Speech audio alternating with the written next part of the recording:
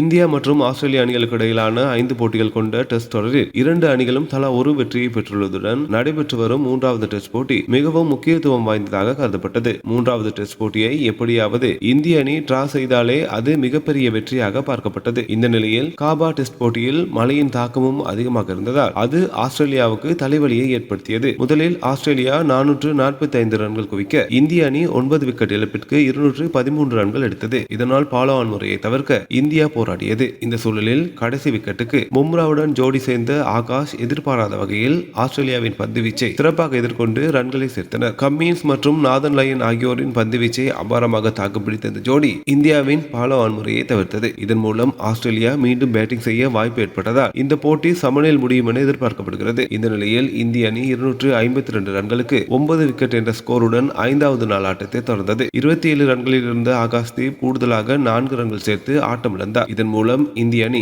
78.5 over முடிவில் 260 ரன்கள் எடுத்து அனைத்து விக்கெட்டுகளையும் இழந்தது. 10வது விக்கெட்டுக்கு பும்ரா ஆகாஷ் தீப் ஜோடி 46 ரன்கள் சேர்த்து அசத்திருக்கிறது. பார்டர் கவாஸ்கர் டெஸ்ட் வரலாற்றில் மிகவும் முக்கியத்துவம் வாய்ந்ததாக பார்க்கப்படுகிறது. இந்த ஒரு பார்ட்னர்ஷிப் தற்போது ஒட்டுமொத்த தொடரும் இந்தியாவுக்கு சாதகமாக மாற்றியிருக்கிறது. இந்த நிலையில் ஆஸ்திரேலிய அணி பேட்டிங் செய்ய வந்தபோது மின்னல் வெட்டும் அபாயம் இருந்ததால் போட்டி தடைபட்டு இருக்கிறது. இன்றைய நாள் முழுவதும் அதிகமாக மழைக்கு வாய்ப்பு இருப்பதால் இந்த போட்டி நிச்சயம் டிராவாகிவிடும் என எதிர்பார்க்கப்படுகிறது. உலக நடப்புகளை உடனுக்குடன் அறிந்திட News 21 தமிழோடு இணைந்திருங்கள்.